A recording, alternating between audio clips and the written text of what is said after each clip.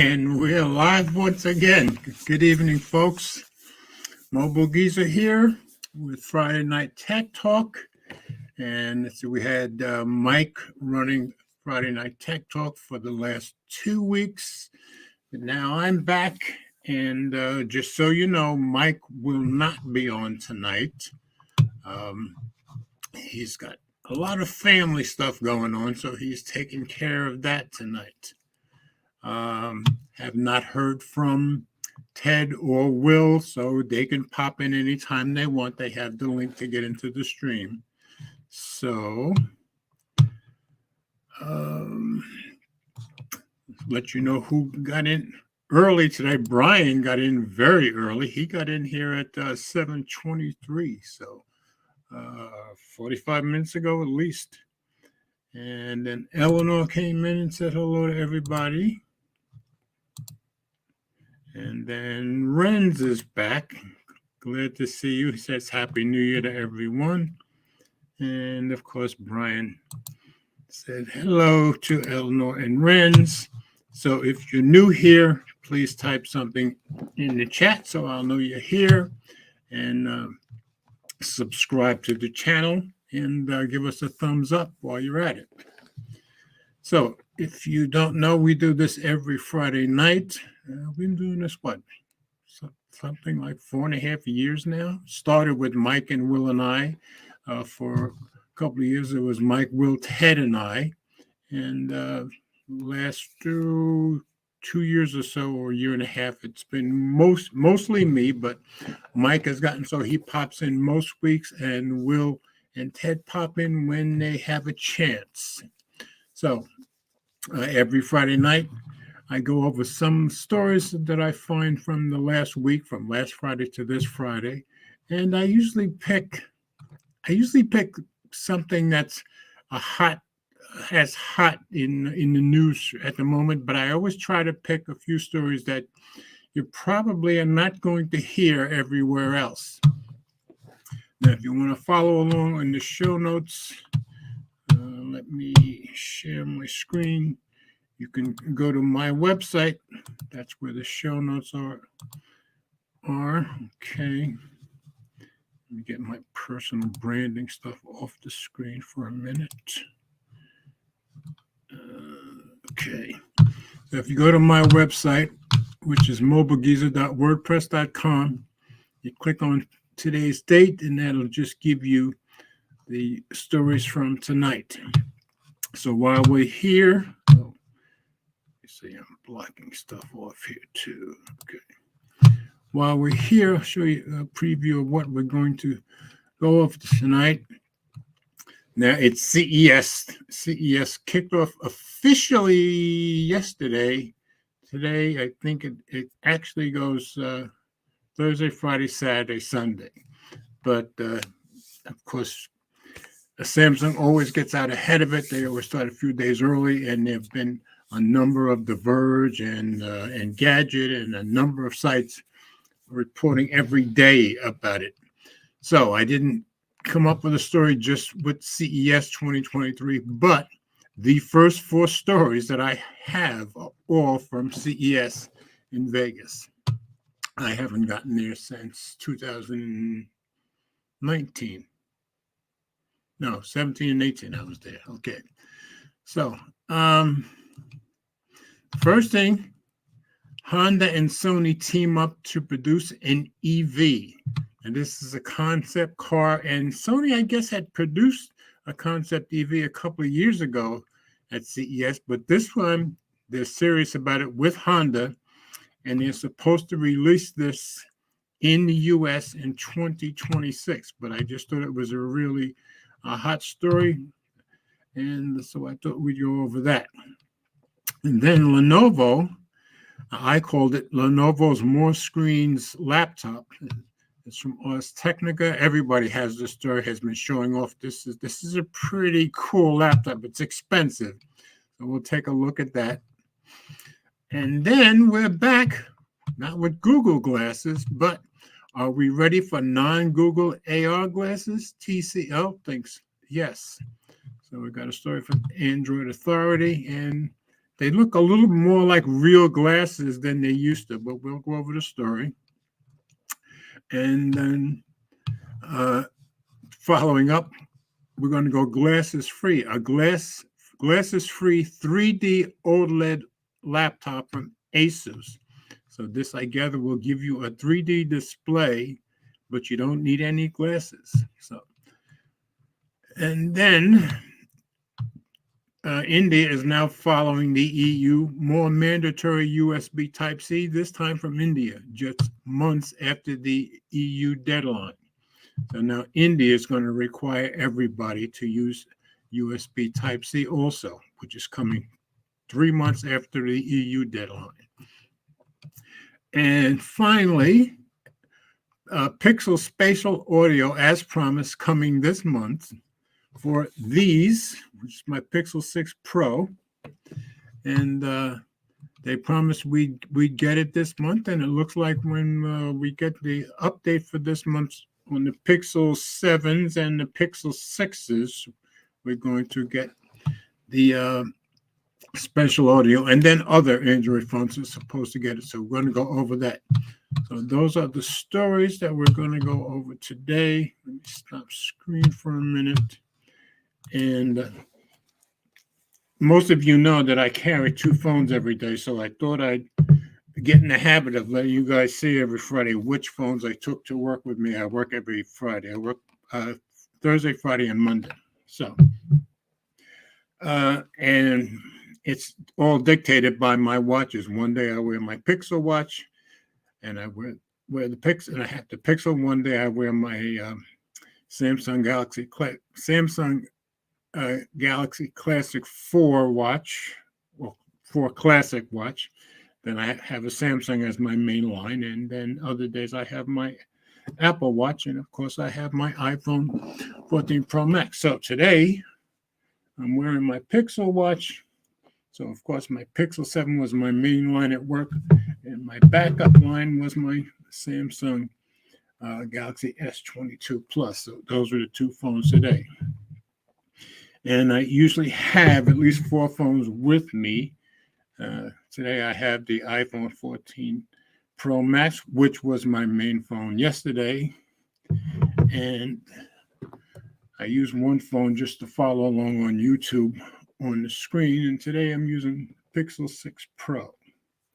So just so I let you guys know what phones I have with me at any given time on any given Friday.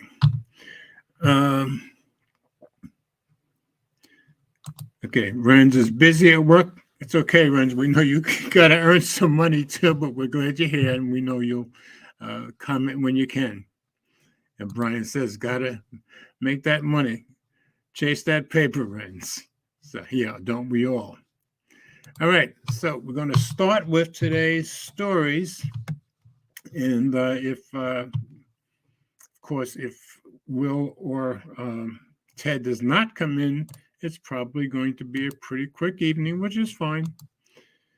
So we're going to start with the Honda and Sony EV. So that I pulled up from The Verge. Let's see if I can change it a little so you can see a little better, I hope. Okay. And they're calling their new electric car the Afeela. So Sony and Honda just announced their new electric car brand, Afeela. Doesn't tell me who wrote the story. At least I'm not. Oh, there it is. Andrew J. Hawkins. So let's put this in reader view so we can get rid of some of these commercials. Sony and Honda's joint mobility venture unveiled a new EV prototype called Afeela during Sony's presentation at CES in Las Vegas Wednesday. The brand will appear on the joint venture's first production electric car set to go on sale in North America in 2026. Much is still unknown about the new brand, but Sony Honda Mobility CEO Yasuhide Mizuno said the car would leverage Sony's experience with AI, entertainment, virtual reality, and augmented reality to present a unique EV. Afila represents our concept of an interactive relationship where people feel the sensation of interactive mobility and where mobility can detect and understand people and society by utilizing sensing and AI technologies, Mizuno said. Check this, over 40 sensors, including cameras, radar, ultrasonic, and LiDAR, will be embedded all over the exterior of the vehicle, enhancing its ability to detect objects and drive autonomously. According to Mizuno, Afila will attempt to embody three main themes, including autonomy, augmentation, and affinity. So, look at those wheels. The prototype unveiled on stage looked a little like the concept first revealed by Sony at CES 3 years ago. Instead, this was a sedan with a light bar across the front, a closed-off grille, a high-gloss black roof, black hubcaps, and a light accent above the wheel wells. Light accents above the wheel wells. Okay, I guess don't see that here. With some of the more interesting exterior features. Some observers commented that the Afila prototype looked like a mashup between a Porsche 911 and Lucid Air. So, let's see, go back to, I don't have the picture. Let's take it out of reader view. Look at that picture again. There you go. So there's the full car. So I just wanted to make sure you guys saw it. All right, back to reader view. The new EV will be priced to compete with other premium automakers, so I won't be buying this, like Mercedes-Benz, BMW, Volvo, and Audi. Sony has said it expects its software to offer subscription services. I guess they're all going to that. So vehicle owners will likely have to pay a monthly fee in order to ascertain certain features. It was 3 years ago when Sony stunned attendees at CES by rolling out a sleek concept sedan called the Vision S, with its pillar-to-pillar infotainment screens and an emphasis on what else? Music and entertainment. Gee, what a surprise. The Vision S was supposed to showcase what it would look like if Sony actually made a car, which it assured everyone it had no intention of doing. I guess they've changed their mind about that. Well, it turned out that wasn't entirely true. In early 2022, news got out that Sony was creating a joint venture with Honda with the express purpose of mass producing and selling electric vehicles. The Sony Honda cars will go into production at one of Honda's 12 facilities in the US, so they're going to be making this in the US first, though no details have been shared on planned volume. The EV would be sold first in the US and then Japan and Europe at a later date. Interesting. Pre-orders are said to open in 2025. Among some of the ideas that have been floated, so I guess they haven't come down to what all the features are going to be. As for the Honda Sony car was a fully integrated PS5 for gaming and entertainment. I hope that's in the backseat, not the front. According to Yasuhide Mizuno, chair of Sony Honda Mobility and senior managing officer of Honda. So this guy is a big shot in both companies, which tells me they must be pretty serious about this. The plan was to develop a car as hardware that will cater to the entertainment and network we would like to offer, he said in an interview late last year. In other words, Sony sees cars and EVs in particular as a crucial platform for the future of its tech and entertainment products. But it's not content to license its hardware and software to automakers or design its operating system like Apple and Google. It wants a hand in the design and development process too. Making cars is incredibly risky and expensive, especially for a company that has never done it before. Just look at Dyson. Just because you make really great non-car products doesn't mean those same skills necessarily translate into the automotive space. Of course, Honda is developing its own lineup of EVs, starting with the Prologue, which is being built in collaboration with General Motors. The Prologue, which is expected to go on sale in 2024, is Honda's first long-range EV targeted at the North American market. It marks the beginning of a wave of 30 hybrid battery electric fuel cell vehicles that Honda says will release by the end of the decade. Honda will use GM's Ultium platform to power the Prologue, as well as an unnamed 2024 Acura model based on its precision. And interestingly, let's see, let me get this off the screen. Interestingly, I was passing our Volkswagen plant that we have right here in Chattanooga. It's only about 10 minutes from here the other day. And the first time I noticed, they have built a whole building just for batteries. So I guess they've gotten real serious at Volkswagen in Chattanooga about making their electric vehicles. I'm not sure which one they're making here, but I believe they're making one in Chattanooga. So everybody's getting serious about EVs. This one's going to be too expensive for me, but I just thought it was an interesting story to let you guys know about. And let's see, the Mullen 77's in here. Happy to have you here, guy. Annette is here. Glad to have you here, Annette. Happy New Year to you guys. And I've only been through one story. I've shown the guys the first 4 stories all came from CES, although I didn't come up with a dedicated CES article. So that was the first story. So, and I'll keep an eye out for Will or Ted if they're coming in. Mike won't be here tonight. He's doing some family stuff. So let's go back to our screen. And the next story. I just think this is cool. This is expensive, but I think this is a very cool laptop. So,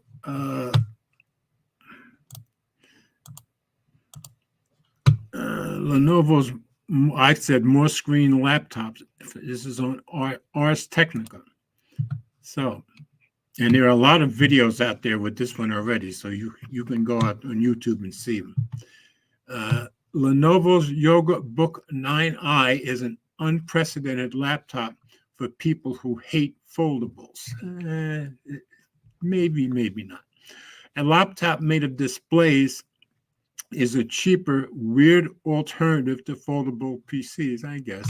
It's by Sharon Harding. Written yesterday. So let's put this in review, get rid of some of the commercials.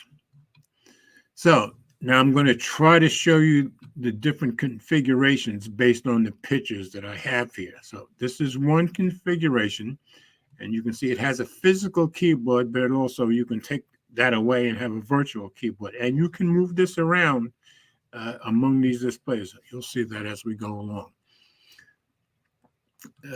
So enlarged Lenovo's Yoga Book 9i 2-in-1 laptop on its included kickstand.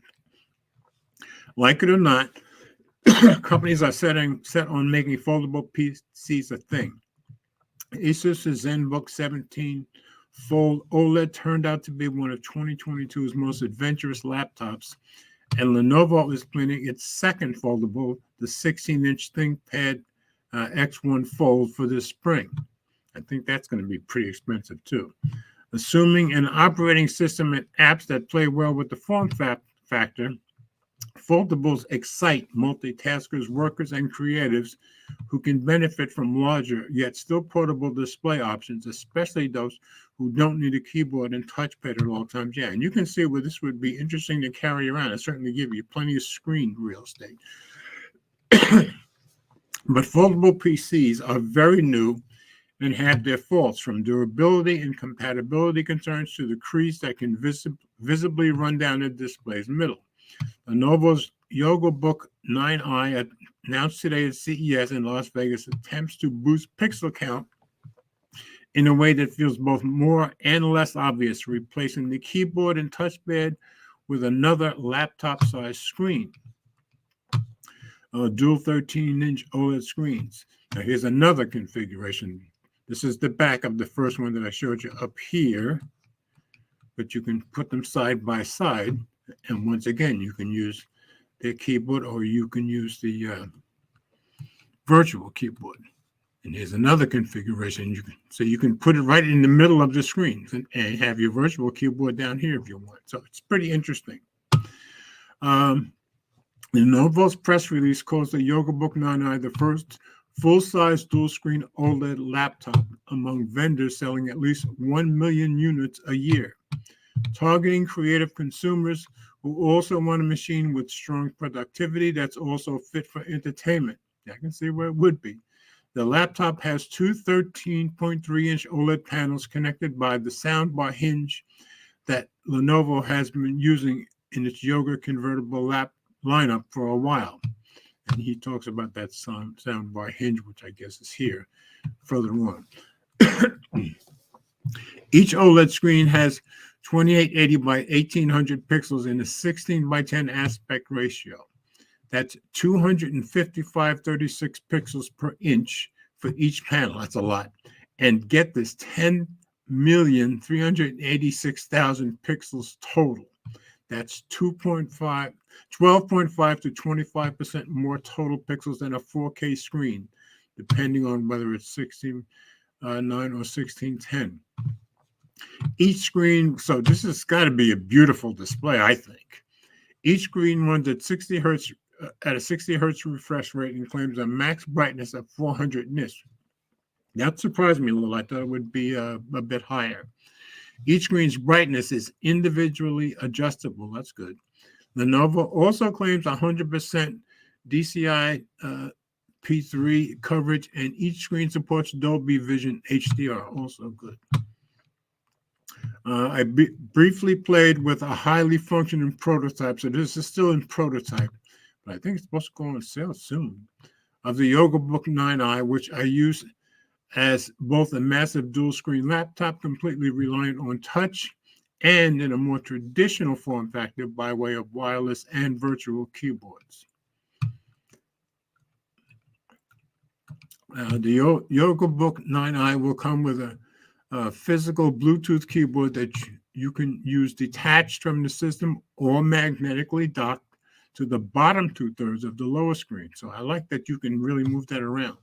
Alternatively, you can use a virtual keyboard on the southern screen. I love the way he says the southern screen. With a physical or virtual keyboard docked, you can use the remaining top third of that display for Windows widgets such as weather, news, and sticky notes. But if you don't use Windows widgets, the area is kind of useless, which I think they could have done better than that, I would think, because you can't use it for anything else like a shrunken window. With the virtual keyboard on display, I was able to quickly bring up a virtual touchpad by sliding the virtual keyboard up with my fingers. So you can have the keyboard and the touchpad, and you can write over here too. And that'll go into other apps too. With this touchpad works well, it's a clever inclusion for times you want more traditional navigation but don't have a mouse on hand. So that's pretty cool.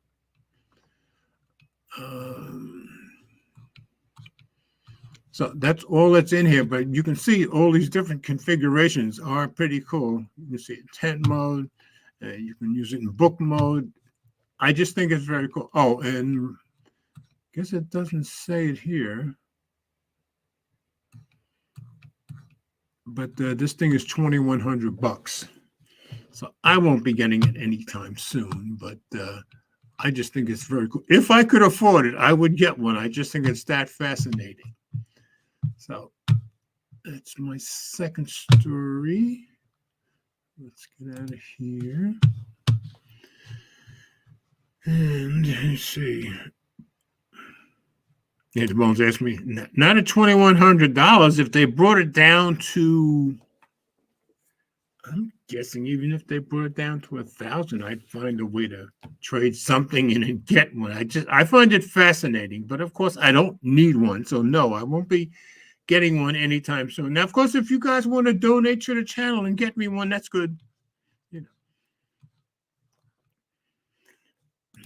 Yeah, Brian says cool laptop concept. Yes, it seems very cool. You know, how useful it is, I'm not sure. But look at some of the videos on YouTube, and there are people telling you what's right with it, what's wrong with it, how it is with the sound bar in the middle. there's a lot of videos on it, so you can really check it out. I just thought it was a very cool concept. So going down, are we ready for non-Google AR glasses? TCL thinks yes, and this was from Android Authority. So keep in mind, it's been 10 years since Google Glass first came out. So I would think we've moved along a bit. So let's see if I'm right. If you go to my website or go look this story up on Android Authority, this video, I won't play it here, but he gives a pretty good demo of how he's using it. But you can see they're big, but at least they do look like glasses. I would wear them. I forgot how much it is. I hope it tells us in the story. So TCL Ray Neo X2 hands-on. Maybe the world is ready for Google Glass now. Yeah, none of us are sure about that. There are some really useful features of these AR glasses by Scott Brown. So yeah, he writes a lot of their stories. So let's go into review. And he said in the video, is this what Google Glass should have been? But keep in mind, they've had 10 years to work on this concept. So, my guess is in 2012, they couldn't have made it this good. Over 10 years ago, in April 2012, Google announced a new piece of hardware called Glass, which was designed to provide the user with an always-on heads-up display. It could capture photos and videos, give navigation directions, and show notifications, all while being controlled via voice commands.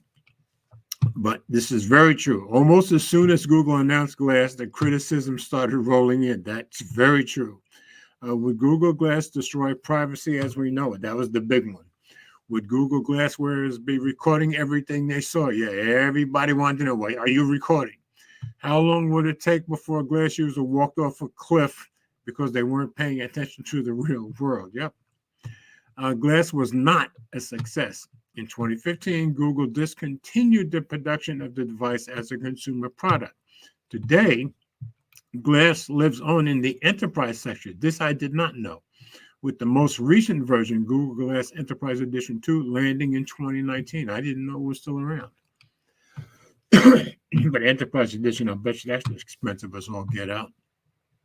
But things have changed since 2015, and more companies are taking slow steps into the personal heads-up display and or connected glasses space again. Today at CES 2023, TCL unveiled its own glass-esque AR smart glasses, the TCL Ray Neo X2.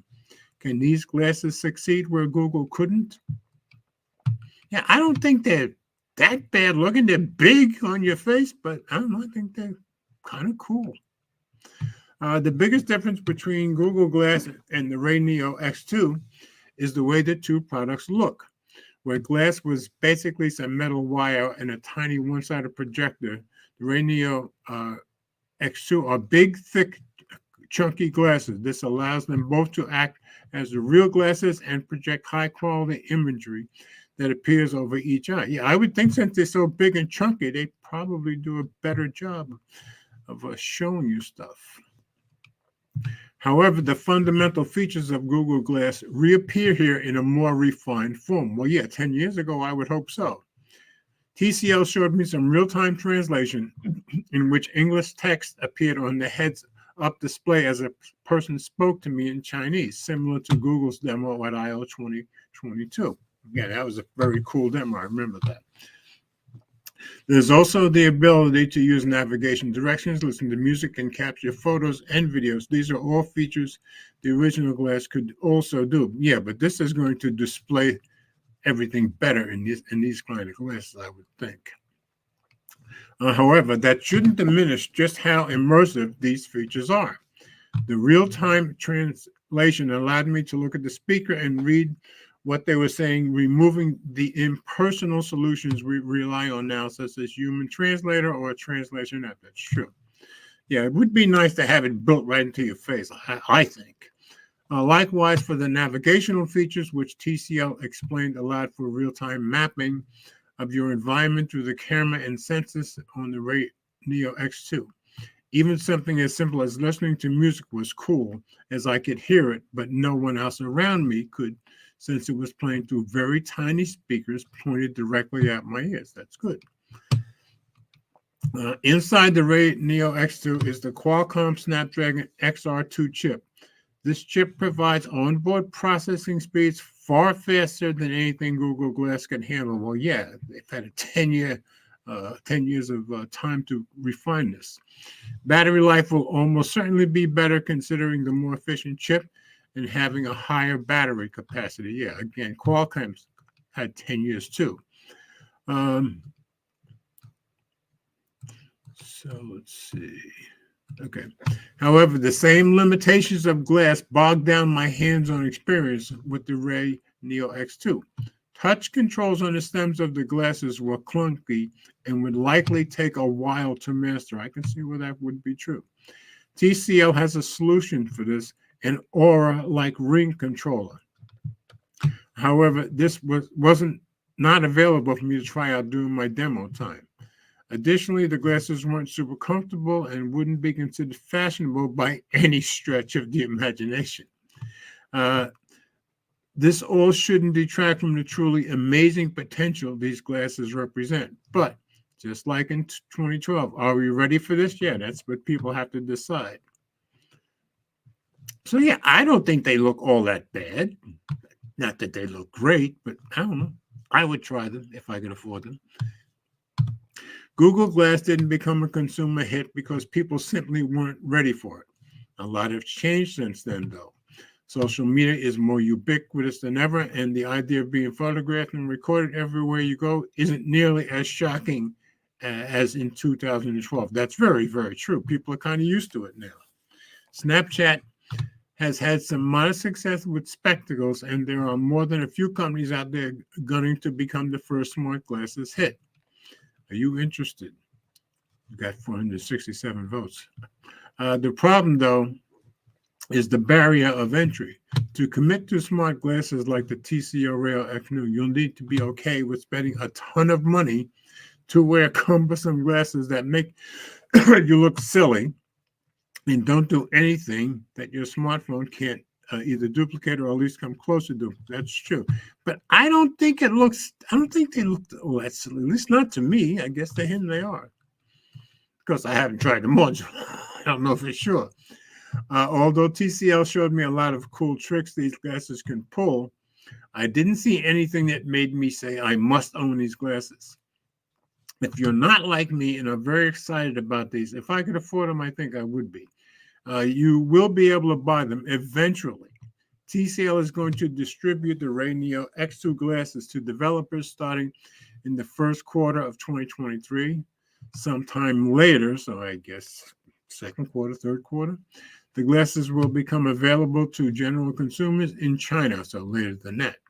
Once that happens, that will be relatively easy to get as an import. Yeah, I would think this would work perfectly as an import. TCL is not wholly ruling out a global release either, but the company would not disclose pricing or availability details quite yet. Now, when Brian said, I get it, and I said, no. Now, Brian, let me stop sharing and stop screen. Okay.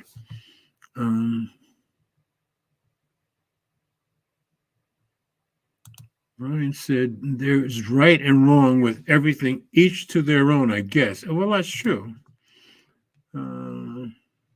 Dora B&B, I don't understand that. See, Danny Wingett did an informational intro to some AR glasses he uses. Yeah, well, Danny always does a great job with all his videos, so I didn't catch that, though. Brian says, I like how they brag about improvements over Google. It's like comparing the original iPhone to the iPhone 4. I agree 100%. That's why I said they've had 10 years. Qualcomm has had 10 years, so yeah. And Google did all the research for them. So I agree. I don't think he's so much comparing. He's just saying that this is, I guess, the next step. But yeah, I think he probably should stress a little more that it is 10 years that they've had to mess around with this. Now, As far as me, as you asked before, would I get the others? This I would go out of my way to try and buy. I mean, if these come out at 1,200, something like that, I could see where I might try to find a way to trade something and get these. These excite me a lot more. So, and I never tried Google Glass, and I never tried the spectacles either. So, anyway, I just think they're very cool, and like he says, it depends on what you think. They're the kind of things that excites me. Let's put it that way. So let me go back to sharing.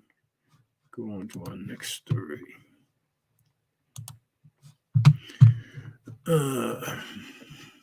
Okay, this is the last of the 4 stories that I had from CES this week.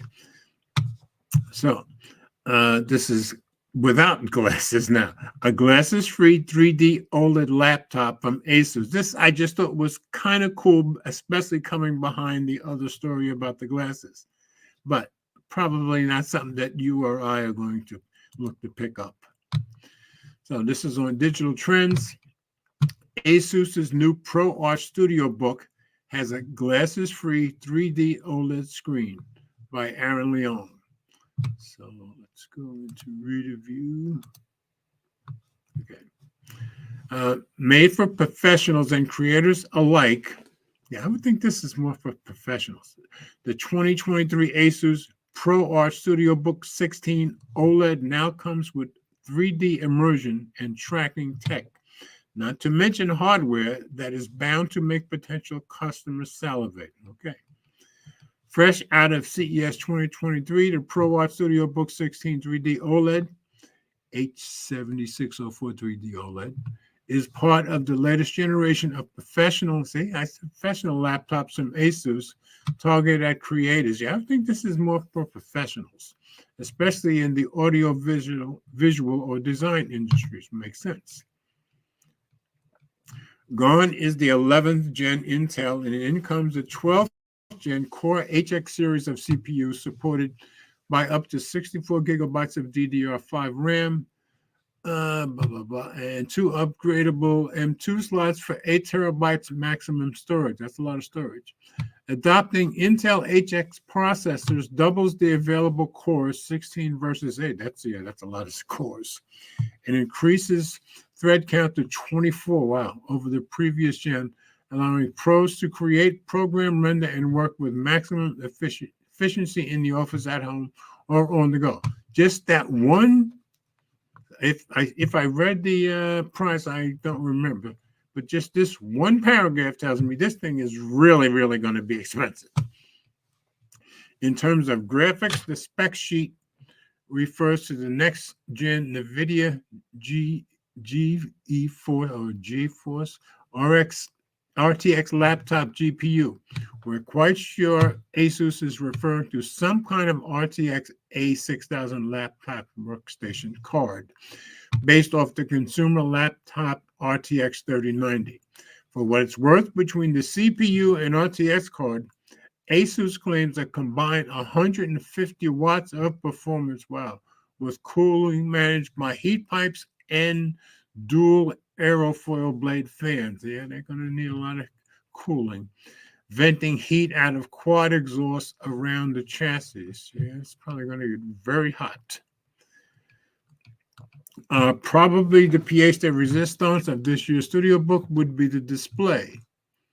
It's a 16-inch narrow bezeled, that is very narrow, 3.2K 120 hertz OLED panel with 100% DCI-P3 certification and 0 to, I don't know what MS stands for, milliseconds, I guess, response, okay, milliseconds response time. Gaming anyone, and this time with 3D and eye tracking capabilities. As of this writing, not much information has been revealed about the 3D aspects of the laptop. Yes, this is the kind of thing we can read the story, but we can't see what it's like. And of course, trying it out in person will be the real test, exactly. But since this device is meant for, among others, CAD and 3D designers, yeah, perfect for them. It's likely that designers can view their 3D creations more immersively, either with compatible glasses or directly with eye tracking. Well, I would hope directly, since that's how they're advertising it. This 3D laptop display blew me away. Here's what ASUS had to say about the feature in its official press release. Creating 3D visual content is made faster and more intuitive, and ASUS spatial vision technology allows 2D visual content to be seamlessly converted to immersive 3D in real time with the flick of a switch. That's very cool if it works the way they say. ASUS is bringing the same 3D screen to the cheaper VivoBook Pro 16 3D OLED and is offering a non-3D version of both of these laptops. I'll bet you they're very expensive. Making a return as well is the ASUS Dial, which is a physically rotary wheel located just above the top side of the world's first haptic trackpad. The customizable dial is meant to increase creative workflow and compatible apps such as Adobe Photoshop, Premiere Pro, and so on. Again, to me, it sounds like it's for pros.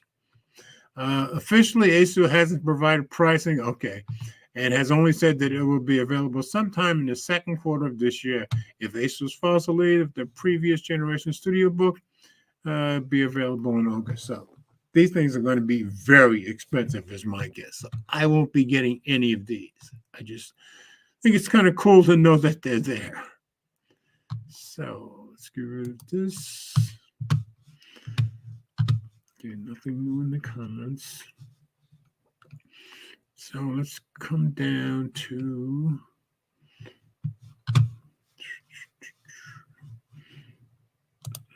pardon me while I take a quick sip of my Minute Maid lemonade.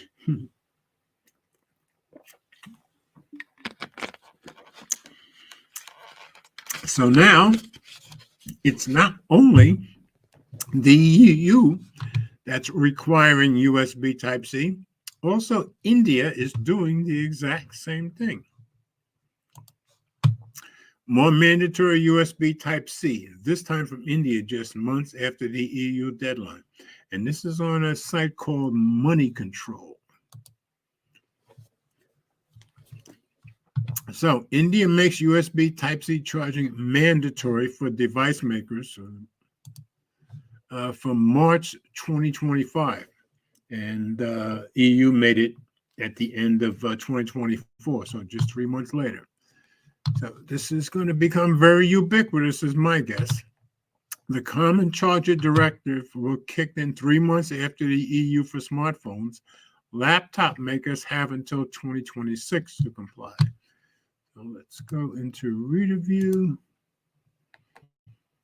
And this is just the type of story that I mean when I say I try to come up with some stories you're not going to hear from everybody else.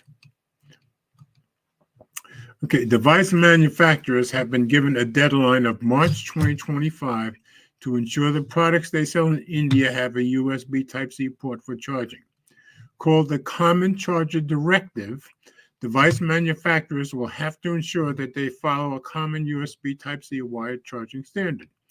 The EU has already given a deadline of December 28th, 2024 to device manufacturers for compliance, and the mandate will be enforced a few months after that in India starting in March 2025. There is a global supply chain at play when it comes to chargers. Therefore, we have to align ourselves with the global timeline, said Rohit Kumar Singh, Secretary, Ministry of Consumer Affairs, speaking with the Economic Times. Makes sense. In India, the directive will kick in 3 months after the European Union, he added. The Indian government has also formed another subgroup to examine the feasibility of having a common charger standard for wearables sold in India. Interesting. It's worth noting that most Android phones come with USB Type-C ports out of the box. It's only Apple that has to make the change and move away from their proprietary Lightning ports. The March 2025 deadline is also set for smartphones for now, and laptop manufacturers have until 2026 to make the changes required. So I think this is going to keep spreading around the world, like that guy said. So that would be my guess. So let's see.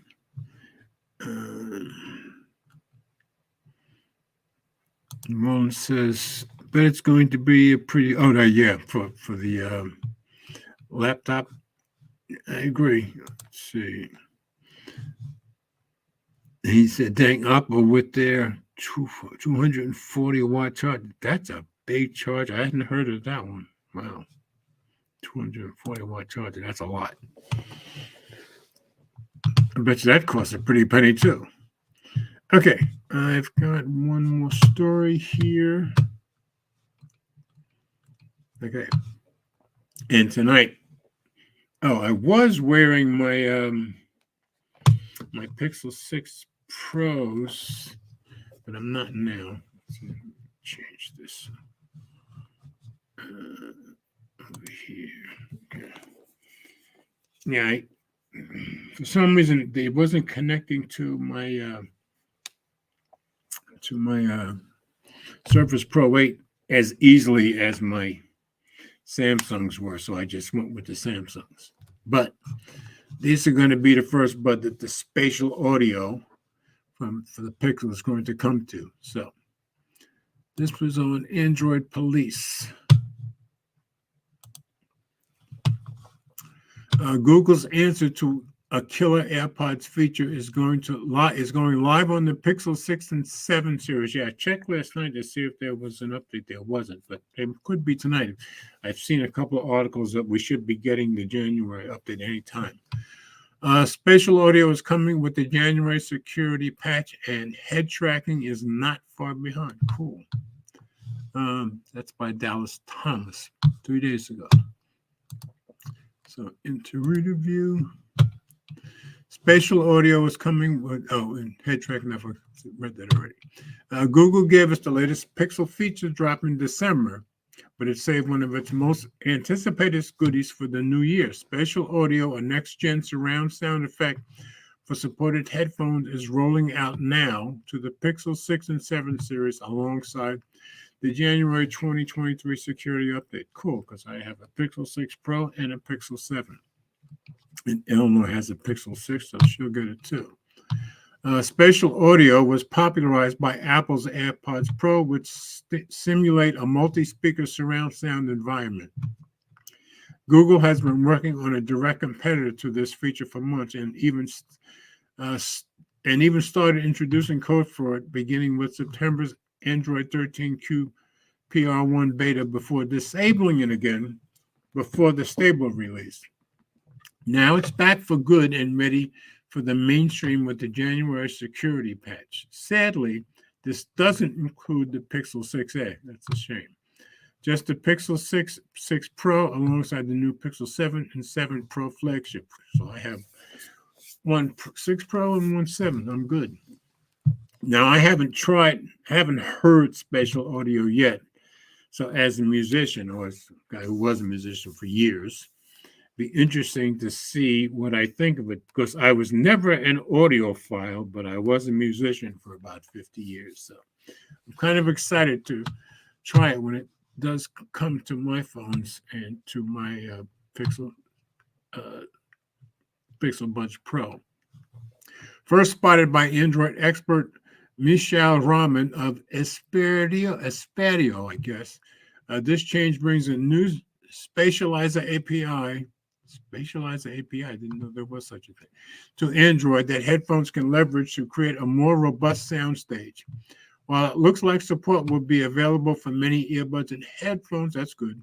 The best experience will eventually be offered by Google's own Pixel Buds Pro, of course. Yep.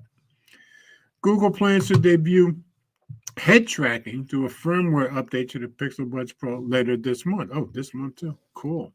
As Raman went on to note, this is the feature that helped AirPods spatial audio catch on so quickly. The earbuds actually monitor your head movements and adjust the spatial effect to make it sound as though you're moving through a room full of speakers. Cool. Looking forward to that.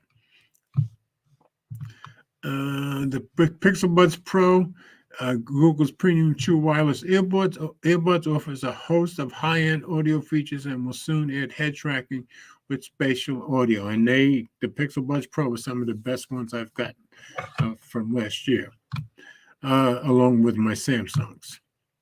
The update is currently rolling out, but has not reached all eligible phones just yet. That's true. Depending on your carrier, it may take as long as 2 weeks for the January security patch to become available.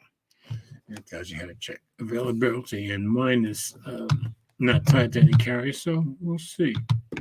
Anyway, I'm kind of excited about that. So, see anything new in the comments? Okay. Brian says he hates the lightning port. Yeah, my problem with the lightning is it seems very, it damages easily. It's not tough enough, never has been. Let's see. Mo says get one.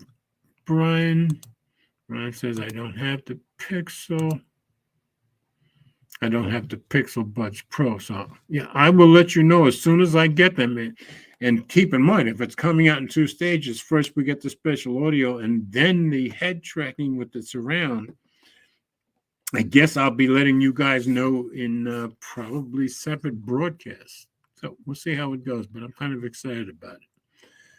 Brian says, I have the Pixel 7 Pro awaiting to trade in for a good return. Yeah, so because of your overheating issues. I was watching Big House, not Big House. I can't remember who I was watching today. And he was doing a video in car. He lives in Vegas. And he was riding around for about 10 minutes with his Pixel 7 Pro.